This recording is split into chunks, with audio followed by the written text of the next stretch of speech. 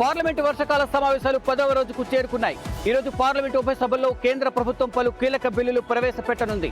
ఇటు లోక్సభ ముందుకు జనన మరణాల ధృవీకరణ సవరణ బిల్లు, సుప్రీంకోర్టు న్యాయమూర్తుల సవరణ బిల్లును ప్రవేశపెట్టనుంది కేంద్రం. జనన మరణాల ధృవీకరణ సవరణ బిల్లును కేంద్ర హోంమంత్రి అమిత్ షా ప్రవేశపెట్టనున్నారు. ఇక సుప్రీంకోర్టు న్యాయమూర్తుల సవరణ బిల్లును పరిశీలనలోకి తీసుకురావాలని ప్రతిపాదించనున్నారు కేంద్ర మంత్రి అర్జున్ రామ్ మేఘ్వాల్. ఇటు రాజ్యసభలో ఎంఎస్ఎంఈ సవరణ బిల్లుపై చర్చ ఆమోదానికి ప్రతిపాదించనున్నారు కేంద్ర మంత్రి జితిన్ రామ్ మాంజీ. సీఎం చంద్రబాబు మరికొద్దిసేపట్లో తెలుగుదేశం పార్టీ కేంద్ర కార్యాలయం రాబోతున్నారు. 4 రోజులుగా జరుగుతున్న ఇంటింటి తెలుగుదేశం పార్టీ కార్యక్రమానికి సంబంధించి ప్రతిరోజు కూడా దాదాపుగా 1600 నుంచి 1700 క్లస్టర్లో ఈ కార్యక్రమం జరుగుతుంది. తెలుగుదేశం పార్టీకి సంబంధించి దాదాపుగా 1854 క్లస్టర్లు ఉన్నాయి. ప్రతి క్లస్టర్లో కూడా విజయవంతంగా నిర్వహించేందుకు టీడీపీ కార్యాచరణ రూపొందిస్తుంది. అయితే దాదాపుగా 90 నుంచి 95% మాత్రమే ఇంటింటికి తెలుగుదేశం పార్టీకి కొనసాగుతాం. దీన్ని 100కు 100% చేయాలని చెప్పి సీఎం చంద్రబాబు అందుబాటులో ఉన్న పార్టీ నేతలకు ఈరోజు దిశానిర్దేశం చేయబోతున్నారు. అలాగే ప్రధానంగా తెలుగుదేశం పార్టీ కేంద్ర కార్యాలయంలో పార్టీ కార్యకర్తలు, నేతలు, ప్రజల నుంచి మరోసారి వినతులు స్వీకరించబోతా ఉన్నారు.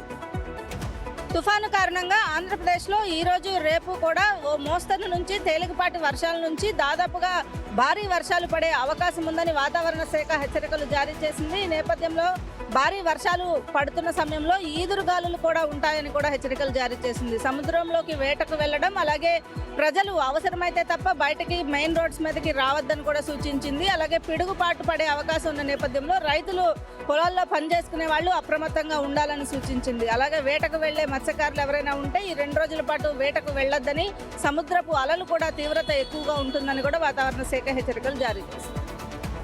మహబూబాబాద్ జిల్లాలోని 22 మంది రైతులకు సంబంధించిన 22,56,000 రూపాయలను ఎన్ఎస్ ట్రేడర్స్ ఇవ్వకపోవడంపై మార్కెటింగ్ శాఖ డీడీ పద్మావతి స్పందించారు. నేరుగా మార్కెట్ కార్యాలయం సందర్శించి ఎన్ఎస్ ట్రేడర్స్ రైతులు చెల్లించిన డబ్బులను చెల్లించే విధంగా చర్యలు చేపట్టాలని ఆమె సూచించారు. మార్కెట్లో విక్రయించిన ప్రతి వ్యవసాయ ఉత్పత్తికి మార్కెటింగ్ అధికారుల బాధ్యత వహించాలని, లేనట్లయితే ఎన్ఎస్ ట్రేడర్ వ్యాపారిపై చర్యలు తీసుకోవాలని, ఆ వ్యాపారికి డబ్బులు చెల్లించే విధంగా మార్కెటింగ్ శాఖ మధ్యవర్తిగా వివరించాలని పద్మావతి సూచించారు. దీంతో పద్మావతి సూచనపై రైతులు హర్షం వ్యక్తం చేస్తున్నారు.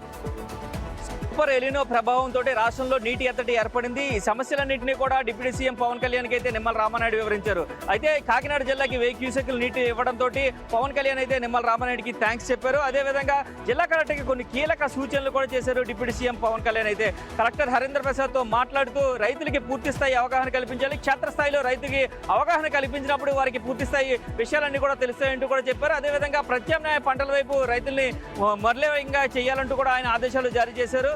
రైతులు ఖచ్చితంగా పంట బీమా తీసుకునే విధంగా కలెక్టర్ ప్రత్యేక శ్రద్ధ తీసుకోవాలంటూ కూడా డిప్యూటీ సీఎం పవన్ కళ్యాణ్ ఆదేశాలు జారీ చేశారు. ఇవాళ కూడా తిరుమలలో భక్తుల రద్దీ కంటిన్యూ అవుతుంది. నిన్న 68,000 మందికి పైగా శ్రీవారిని దర్శించుకున్నారు. ఇక 4.81 కోట్ల రూపాయలు శ్రీవారికి కానుకలుగా సమర్పించారు భక్తులు. మరోవైపు 4.27 లక్షల లడ్డూలను నిన్న టీటీడీ విక్రయించింది. మరోవైపు ఇప్పుడు కూడా అటు అన్ని కంపార్ట్మెంట్లు నిండి కృష్ణతేజ సర్కిల్ వరకు భక్తులు శ్రీవారి దర్శనం కోసం వెయిట్ చేస్తున్నారు. నిన్న అనూహ్యంగా భక్తుల రద్దీ పెరగడం, సో వాళ్ళకి ఇవ్వాల్సినటువంటి టైం స్లాట్ టోకన్లకి సంబంధించి ప్రత్యేక ప్రవేశ దర్శనానికి సంబంధించి సమయాన్ని నిర్దేశించారు. కాబట్టి ఇప్పుడు వెయిట్ చేస్తున్నటువంటి భక్తులకి దాదాపు 15 గంటల సమయం పట్టే అవకాశం ఉన్నట్టు అటు టీటీడీ స్పష్టం చేశారు. యాదాద్రి భువనగిరి జిల్లా ఆలేరులో బంద్ కొనసాగుతుంది. ఆలేరును రెవెన్యూ డివిజన్ గా ప్రకటించాలంటూ అఖిలపక్ష నాయకులు బంద్కు పిలుపునిచ్చారు. గతంలో ప్రభుత్వం రెవెన్యూ డివిజన్ ఇస్తామని హామీ ఇచ్చిందని, హామీని నెరవేర్చాలని డిమాండ్ చేస్తున్నారు. ఆలేరు పట్టణంలో ప్రజలు, వ్యాపారులు స్వచ్ఛందంగా బంద్కు మద్దతు తెలిపారు. ప్రభుత్వం ఇచ్చిన హామీని నెరవేర్చకపోతే పెద్ద ఎత్తున నిరసనలు వ్యక్తం చేస్తామని ఆలేరు పట్టణ ప్రజలు చెబుతున్నారు. దాదాపు 4-5 రోజుల నుంచి ఎడతెరిపి లేకుండా వర్షాలు కురుస్తుండటంతో చాలా రోజులుగా వెలవెలబోయినటువంటి సింగూరు ప్రాజెక్టుకు స్వల్పంగా వరద నీరు వచ్చి చేరుతుంది. గడిచిన 24 గంటల్లో 701 క్యూసెక్కుల నీరు ప్రాజెక్టులోకి రాగా 470 క్యూసెక్కుల నీటిని అధికారులు దిగువకు విడుదల చేయడం జరిగింది. ప్రాజెక్టు పూర్తి స్థాయి సామర్థ్యం 29.91 టీఎంసీలు కాగా ప్రస్తుతం 4.26 టీఎంసీల నీరు ప్రాజెక్టులో అందుబాటులో ఉంది. అనకాపల్లి జిల్లాలో మరో స్టీల్ ప్లాంట్ రానుంది. మాకవారిపాలెం మండలంలో జపాన్ కంపెనీ స్టీల్ ప్లాంట్ ఏర్పాటు చేయడానికి సన్నాహాలు చేస్తుంది. జపాన్ బృందం ఏపీ అధికారులతో కలిసి మాకవారిపాలెం పరిసరాల్లో భూములు పరిశీలించారు. స్టీల్ ప్లాంట్ ఏర్పాటులో 50,000 కోట్లు పెట్టుబడి పెట్టడానికి జపాన్ కంపెనీ ముందుకు రావడంతో అధికారులు జపాన్ బృందానికి భూములు చూపిస్తున్నారు. స్టీల్ ప్లాంట్కు 1000 ఎకరాల అవసరం ఉండడంతో మాకవారిపాలెంలోని 4,250 ఎకరాల ప్రభుత్వ ల్యాండ్ బ్యాంక్ భూములను చూపించారు. అడిగర్లపాలెం, మామిడిపాలెం ఆనుకుని ఉన్న రిజర్వాయర్ను, జాజిగడ్డను జపాన్ బృందం పరిశీలించింది. పరిశ్రమకు అవసరమైన నీరు, విద్యుత్తు, రహదారి సౌకర్యాలు ఉన్న అడిగరపాలెంలోని ఏపీఐసి ల్యాండ్ బ్యాంకును అధికారులు పరిశీలించారు. మాదాపూర్ అయ్యప్ప సొసైటీలో 100 గ్రాముల గోల్డ్ మిస్ అయింది. ఈ కేసుని పోలీసులు ఛేదించారు. బాధితుల సంబంధించి సొంత బంధువే ఈ బంగారం తీసినట్టుగా పోలీసులు నిగ్గు తేల్చిన నేపథ్యంగా పడుతుంది. ప్రసవానికి వచ్చినటువంటి ఒక ఇంట్లో బాధితురాలకు సంబంధించిన పిన్ని కూతురు వినయపాని అనే మహిళ చీర తీసుకుంటారనేసి ఇంట్లోకి వెళ్ళింది. అక్కడ 100 గ్రాముల బంగారం తీసుకుని అక్కడి నుంచి కూడా పరారైనట్టుగా తెలిసింది. ఈ విజువల్స్ అంతా కూడా సీసీ కెమెరాలో మొత్తం ఉంది కాబట్టి దాన్ని బేస్ చేసుకుని వినయపాని క్వశ్చన్ చేసినప్పుడు తానే ఈ బంగారం తీసుకున్నారని కూడా ఆమె ఒప్పుకుంది. ఆమె పైన కేసు నమోదు చేసి రిమాండ్కి తరలించారు పోలీసులు. తమ సమస్యలను పరిష్కరించాలంటూ అంగన్వాడీలు ఇవాళ ఉదయం 10 గంటలకు వీఆర్సీ సెంటర్ నుంచి కలెక్టరేట్ వరకు ర్యాలీ నిర్వహించనున్నారు. అనంతరం కలెక్టరేట్ ఎదుట బైఠాయించి నిరసన తెలియజేయనున్నారు. అంగన్వాడీలకు కనీస వేతనం 26,000 రూపాయలు ఇవ్వాలని డిమాండ్ చేయనున్నారు. రకరకాల యాప్లతో పని ఒత్తిడి పెరిగిందని, ఫోన్ల ద్వారా చేస్తుంటే అవి పనిచేయడం లేదంటున్నారు. ఈ యాప్ని వెంటనే రద్దు చేయాలని కోరుతున్నారు. అంగన్వాడీలని ప్రభుత్వ ఉద్యోగులుగా గుర్తించి గ్రాడ్యుయేట్ అమలు చేసి పిఎఫ్, ఈఎస్ఐ అమలు చేయాలని కోరుతున్నారు. ఎలాంటి షరతులు లేకుండా ప్రతి ఒక్కరికి తల్లికి వందనం వర్తింప చేసే విధంగా చర్యలు తీసుకోవాలని కోరుతున్నారు. అంగన్వాడీలు నిరసన అనంతరం కలెక్టర్కి వినతి పత్రం అందజేయనున్నారు. బెంగళూరులోని తుమ్మకూరు దగ్గర ఉన్న గోల్డ్ షాప్లో దొంగతనం జరిగింది. డోర్లు బద్దలు కొట్టింది లేదు, గోడలు పగలు కొట్టింది లేదు, లోపలికి ఎవరు వచ్చింది లేదు. మరి షాప్లో ఉన్న బంగారం ఏమైనట్టు? షాప్లో పనిచేసే వాళ్ళ తీసుకున్నారని చెప్పి సీసీటీవీ విజువల్స్ చెక్ చేసిన ఓనర్కి మైండ్ బ్లాంక్ అయింది. బంగారం ఎవరు తీసుకెళ్లారో తెలుసా? ఎలుకలు. అది ఫుడ్ అనుకున్నాయో ఏమనుకున్నాయో కానీ షాప్లో ఉన్న ఉంగరాలు, గొలుసులు అన్నీ కూడా తీసుకెళ్లి ఒక రంధ్రంలో దాచిపెట్టాయి. అవన్నీ చూసిన ఓనర్కి ఒక్కసారిగా నవ్వాలో ఏడవాలో తెలియలేదు. ఇంకా నేల అనేది పగలగొట్టి ఆ బంగారం అంతా కూడా తీసుకున్నారు. ప్రస్తుతం ఈ వీడియో సోషల్ మీడియాలో వైరల్గా మారింది. కరీంనగర్ పేరుకే స్మార్ట్ సిటీ, కానీ స్మార్ట్ సిటీ లోపల ఉన్నటువంటి లోపాలు చిన్నపాటి వర్షాలకే బట్టబయలవుతున్నాయి. స్మార్ట్ సిటీ పేరుతో కోట్ల రూపాయలతో కరీంనగర్ నగరాన్ని అత్యంత సుందరంగా, అత్యంత ఆధునీకరణ చేశామని చెప్పి నాయకులు చెప్తున్నా కానీ చిన్నపాటి వర్షాలకే నగరంలో గుంతల రోడ్లు అన్నీ కూడా బట్టబయలవుతున్నాయి. ఇప్పటికే స్మార్ట్ సిటీ పైన విచారణ చేయాలి, నిధులను వక్రీకరించారు అని చెప్పి నాయకులు ఆరోపణలు చేస్తున్నటువంటి పరిస్థితుల్లో ఇప్పుడు కరీంనగర్ లోపల ఉన్నటువంటి స్మార్ట్ సిటీలో ఆధునీకరించినటువంటి అన్నీ కూడా బట్టబయలవుతున్నాయి. చిన్నపాటి వర్షాలకే కరీంనగర్ రోడ్లన్నీ తేలిపోతున్నాయి.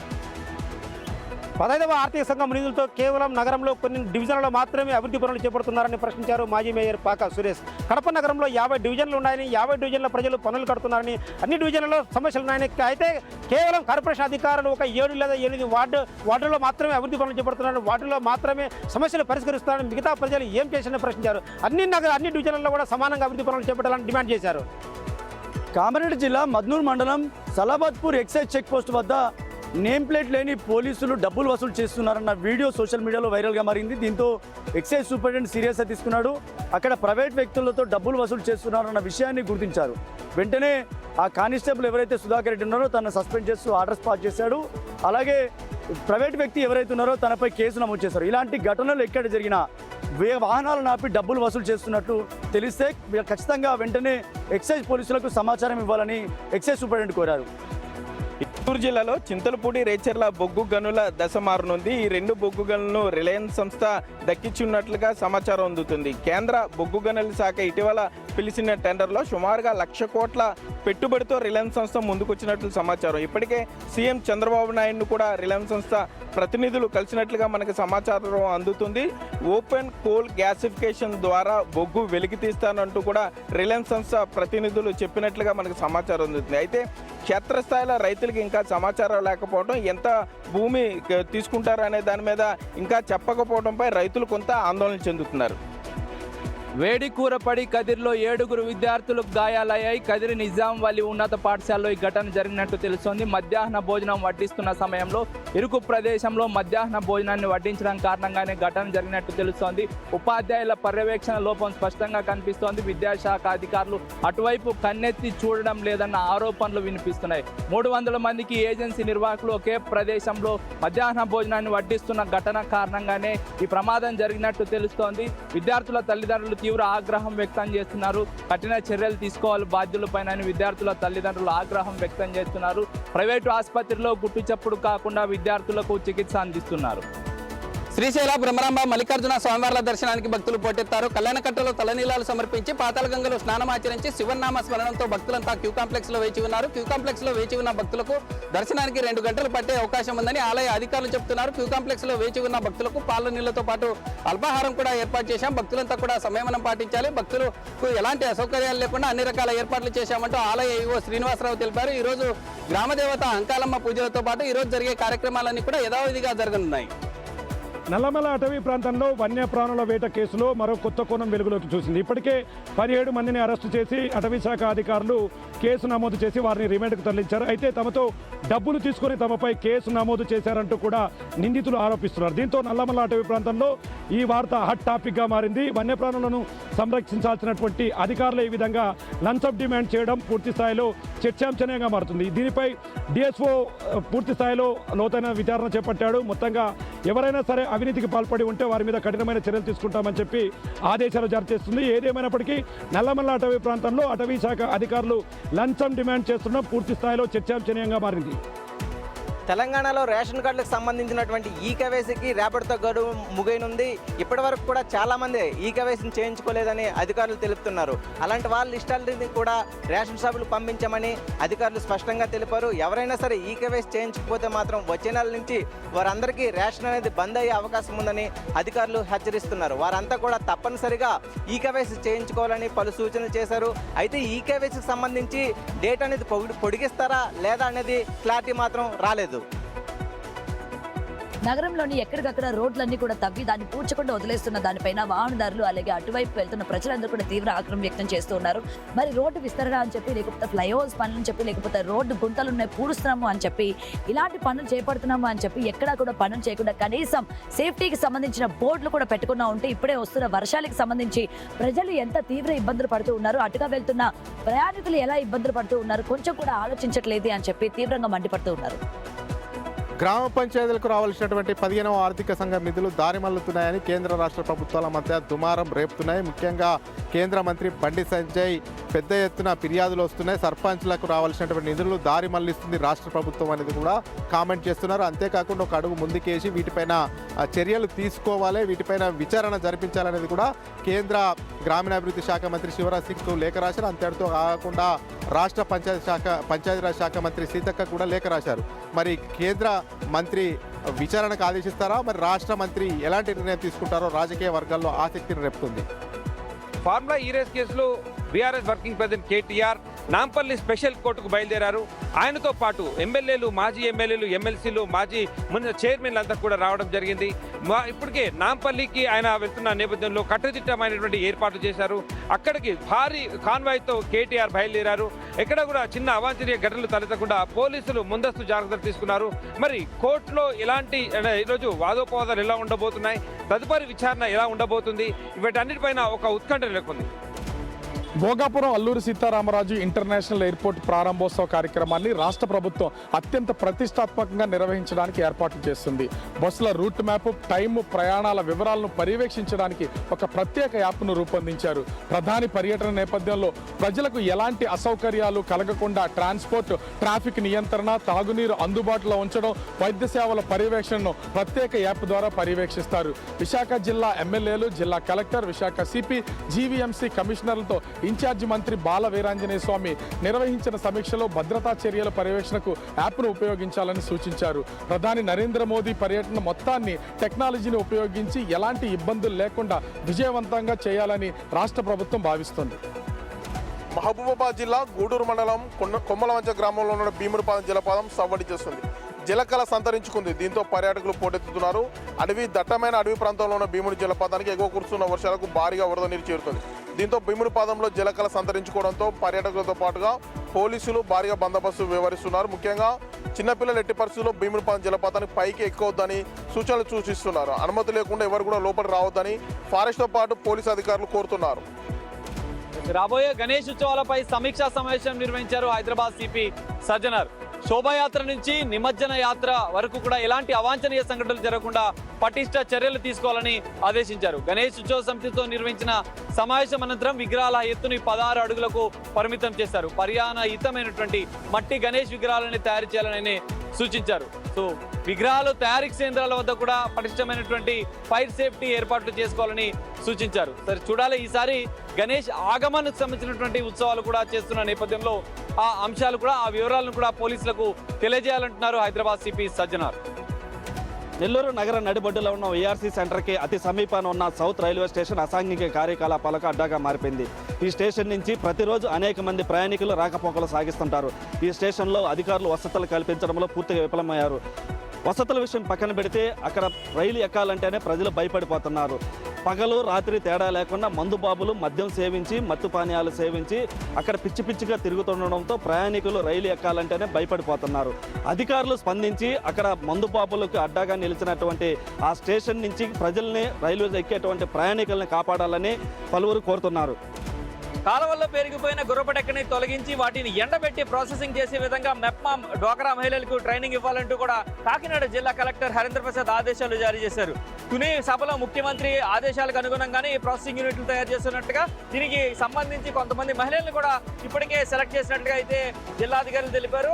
ఈ నేపథ్యంలోనే కొత్తపల్లి కావచ్చు, పిఠాపురం కావచ్చు, పెద్దాపురం కావచ్చు, ఈ ప్రాంతాల నుంచి కూడా 70-80 మంది అంటే సుమారుగా 150 మంది మహిళలను ఇప్పటికే 4 బ్యాచ్లుగా తయారు చేసినట్టుగా కూడా అధికారులు కలెక్టర్కి వెల్లడించారు. అయితే ఆగస్టు 5వ తారీఖు లోపున ఈ ట్రైనింగ్ కంప్లీట్ చేయాలని చెప్పారు. ఆగస్టు 10వ తారీఖు లోపు ప్రాసెసింగ్ చేసి గుర్రపడెక్కని ఎండబెట్టేందుకైతే స్థల సేకరణ కూడా చేయాలంటూ కూడా జిల్లా కలెక్టర్ ఆదేశాలు జారీ చేశారు.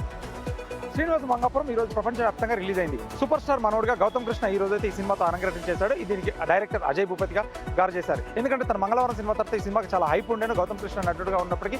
ఎందుకంటే ఈ సినిమాలో కథ లేదు, ఎందుకంటే స్క్రీన్ ప్లే కూడా నత్తనడక సాగడంతోనే సినిమాకి అయితే ఒక నిరాశ అయితే ఏర్పడింది. థియేటర్లో అయితే గొగ్గోలు పెడుతున్నారు జనాలు. ఇక సినిమాకి పోతే ఎందుకంటే కలెక్షన్స్ కూడా లేవని చెప్పుకోవచ్చు. ఎందుకంటే ఈ రోజు స్పైడర్ మ్యాన్ రిలీజ్ అవ్వడంతో కూడా ఈ సినిమాకి అయితే సరైన ఆదరణ లేక, ఈ సినిమాకి అయితే సరైన కంటెంట్లు కూడా లేక పాత చింతకాయ పచ్చడితో ఈ సినిమా అయితే బాగాలేదని చెప్పుకోవచ్చు. ఈ సినిమాకి అయితే రేటింగ్ మన తరపున 2/5 అని చెప్పుకోవచ్చు.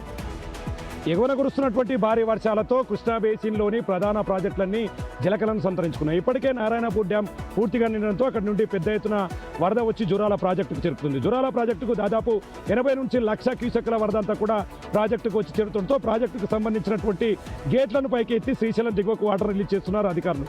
మొత్తంగా ప్రాజెక్టు నీటి సామర్థ్యం 9.65 టీఎంసీలు కాగా ప్రస్తుతం 7 టీఎంసీలుగా కొనసాగుతుంది. మరో 2 రోజుల పాటు భారీగా వరద వచ్చే అవకాశం ఉండడంతో ప్రాజెక్టు దగ్గర అధికారులు నీటి నిల్వలపై ప్రత్యేక దృష్టి సారించారు. ఇప్పటికే భీమా, లిఫ్ట్ ఇరిగేషన్, నెట్టెంపాడు, మిగతా ఎత్తిపోతల పథకాలకు నీటిని నింపి ఎక్కడ ఎలాంటి ఇబ్బందులు తలెత్తకుండా అధికారులు చూస్తున్నటువంటి పరిస్థితి జూరాల ప్రాజెక్టు దగ్గర కనపడుతుంది. భారీ బడ్జెట్ చిత్రంగా రూపొందుతున్న రామాయణం పార్ట్ 1 ట్రైలర్ రిలీజ్ అయింది. ప్రస్తుతం దీనికి వ్యూస్ అసలు వేరే లెవెల్లో ఉన్నాయి. అయితే ఈ పార్ట్ 1 ట్రైలర్లో భాగంగా హనుమంతుడి పాత్ర కనిపించకపోవడం ప్రస్తుతం భారీ చర్చగా నిలుస్తుంది. అయితే ఈ పార్ట్ 1 ట్రైలర్లో కూడా శ్రీరాముని బాల్యం, పెళ్లి, వనవాసం, అలాగే సీతాపహరణం ఈ 4 ఘట్టాలకే ఎక్కువగా ప్రాధాన్యత ఇస్తున్నట్టుగా కూడా కనిపిస్తుంది. హనుమంతుడి పాత్ర ఏమైనట్టు సన్నీ డియోల్ నటిస్తున్న ఈ పాత్రకు మేకర్స్ ఒక సర్ప్రైజ్ ఎలిమెంట్ ఇవ్వబోతున్నారా? అసలు ఏం జరుగుతుందనే చర్చ సోషల్ మీడియాలో వైరల్గా మారింది. ఉపాధి కోసం రోడ్లపై ఎదురు చూసే కార్మికులకు కూటమి ప్రభుత్వం తీపి కబురు తెచ్చింది. ఐలాక్ పేరుతో లేబర్ అడ్డాలు ఏర్పాటుకు అంగీకారం తెలిపింది. ఉమ్మడి పశ్చిమ గోదావరి జిల్లాలో తాడేపల్లిగూడెంలోని నల్లజల్ల సెంటర్, ఏలూరులోని జూట్ మిల్ సెంటర్ వద్ద లేబర్ అడ్డాల ఏర్పాటుకు స్థలాలను ప్రతిపాదించింది. వీటికి మున్సిపాలిటీ నుండి ఎల్ఓసరీలు రావాలి. అన్ని బాగుంటే 3 నెలల్లోపే లేబర్ అడ్డాలు ఏర్పాటు అవుతాయని చెప్పింది. ప్రతి కార్మికుడికి అక్కడ వచ్చే ఉపాధితో పాటుగా వారికి సంక్షేమానికి కృషి చేయడానికి రాష్ట్ర ప్రభుత్వం ముందస్తు ప్రణాళికగా లేబర్ అడ్డాలు ఏర్పాటు చేస్తుందంటున్నారు అధికారులు. ఎస్సీ కార్పొరేషన్ ద్వారా నిరుద్యోగ యువతకు సబ్సిడీపై ఎలక్ట్రికల్ వెహికల్స్ ఇవ్వాలని రాష్ట్ర ప్రభుత్వం భావించింది. ఇందులో భాగంగా 1 లక్షలోపు ద్విచక్ర వాహనాలకు 90% సబ్సిడీ, 4 లక్షలలోపు త్రిచక్ర వాహనాలకు 70% సబ్సిడీతో పాటు బ్యాంక్ లోన్ కూడా మంజూరు చేయనుంది. ఈ క్రమంలో ఇప్పటివరకు వచ్చిన దరఖాస్తుల్లో 5016 ద్విచక్ర వాహనాలకు, 2500 త్రిచక్ర వాహనాలకు 1,00,000 వరకు కూడా దరఖాస్తులు వచ్చాయని ఆ సంస్థ తెలిపింది. మరోవైపు జిల్లాల వారీగా జనాభాను అంచనా వేసి ఆ ప్రకారం లబ్ధిదారులకు ఇవ్వాల్సినటువంటి వాహనాలను ఆగస్టు 15లోగా ఇవ్వాలని కలెక్టర్లకు రాష్ట్ర ప్రభుత్వం ఆదేశించింది.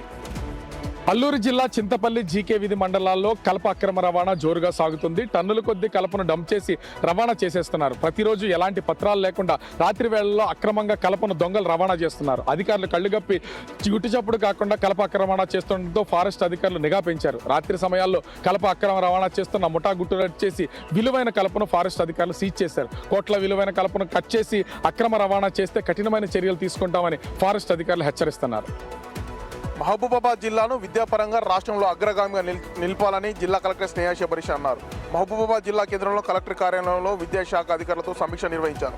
ఈ సందర్భంగా మాట్లాడుతూ ప్రభుత్వం ఎన్ని పథకాలు పెట్టినా ప్రభుత్వ పాఠశాలలో విద్యార్థుల ఎన్రోల్మెంట్ ఎందుకు తగ్గుతుందని ఆమె ప్రశ్నించారు. ముఖ్యంగా ప్రధానోపాధ్యాయులతో పాటుగా స్కూల్ స్టాఫ్ ఎంఈఓలు నిత్యం పర్యవేక్షించాలని, ప్రభుత్వం పాఠశాలలో విద్యార్థుల సంఖ్య పెరగడంతో పాటుగా 10వ తరగతి ఫలితాల్లో అగ్రగామిగా నిలిచాలని, 100కు 100% ఫలితాలు సాధించేలా ప్రతి ఒక్కరు కృషి చేయాలని ఆమె సూచించారు.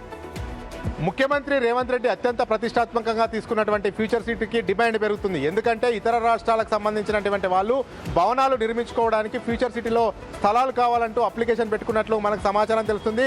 గతంలో గవర్నర్గా చేసినటువంటి జిష్ణుదేవ్ వర్మ కూడా ఈశాన్య రాష్ట్రాలకు ఫ్యూచర్ సిటీలో స్థలాలు కావాలని ముఖ్యమంత్రి రేవంత్ రెడ్డిని కోరినట్లు సమాచారం తెలుస్తుంది. ఈ యొక్క నేపథ్యంలో దాదాపు 15 రాష్ట్రాలకు ఫ్యూచర్ సిటీలో స్థలాలు ఇవ్వడానికి ప్రభుత్వం నిర్ణయం తీసుకున్నట్లు సమాచారం అందుతుంది. అందులో భాగంగానే ఒక్కొక్క రాష్ట్రానికి ఒక్కొక్క ఎకరా కేటాయించినట్టు తెలుస్తుంది. ముఖ్యంగా మహారాష్ట్ర, ఛత్తీస్గఢ్, గుజరాత్ రాష్ట్రాలకు ఈ యొక్క భవనాలకు స్థలం కేటాయించాలనేది కూడా రాష్ట్ర ప్రభుత్వం యోచిస్తున్నట్టు తెలుస్తుంది. ఇంకా ఏ రాష్ట్రాలు అప్లికేషన్ పెట్టుకున్నా, ఏ రాష్ట్రాలు అడిగినా కానీ ఆ రాష్ట్రాలకు స్థలాలు కేటాయించడానికి ప్రభుత్వం మొగ్గు చూపుతున్నట్లు సమాచారం తెలుస్తుంది.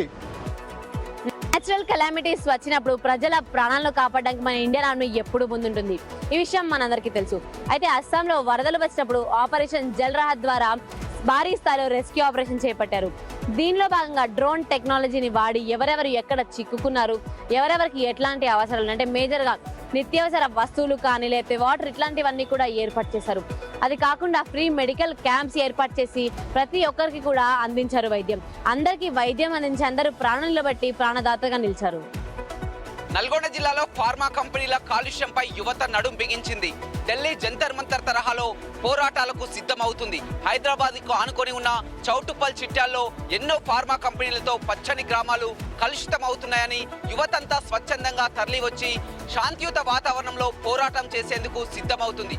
అధికారులు ఇప్పటికైనా స్పందించి ఫార్మా కంపెనీల బారి నుంచి రక్షించాలని వేడుకుంటున్నటువంటి పరిస్థితి నల్గొండ జిల్లాలో కనపడుతుంది. రోజు రోజుకి నెల్లూరు నగరం కాలుష్య నగరంగా మారిపోతుంది. నగరంలో కాలం చెల్లిన ఆటోలతో పాటు పలు వాహనాలు తిరుగుతుండడంతో వాటి వల్ల వెలువడే కాలుష్యంతో పాటుగా పక్కనే ఉన్న రైస్ మిల్లుల నుంచి వచ్చే దుమ్ము, ధూళి, బూడితో ఈ యొక్క నెల్లూరు నగరం అంతా కాలుష్యంగా మారిపోతుంది. మరోపక్క కోతవేట దూరంలో ఉన్న పవర్ ప్రాజెక్టుల నుంచి వచ్చేటువంటి ఆ యొక్క బూడిద, యాష్ ప్యాడ్ నుంచి వచ్చేటువంటి బూడిద లారీలు తిరిగేటువంటి క్రమంలో ఆ బూడిదంతా కూడా నెల్లూరు నగరంలో పేరుకుపోతుండడంతో భారీగా కాలుష్య బారిన పడి అనేక మంది హాస్పిటల్ పాలయ్యి జేబులు చిల్లు పెట్టుకుంటున్నారు. అధికారుల మటుకు కాలుష్యానికి సంబంధించి చర్యలు తీసుకోవటం లేదని ప్రజలు ఆగ్రహం వ్యక్తం చేస్తున్నారు. ఇకనైనా అధికారులు ఈ యొక్క కాలుష్య బారిన పడకుండా హాస్పిటల్ పాలు కాకుండా ఉండే విధంగా చర్యలు తీసుకోవాలని పలువురు కోరుతున్నారు.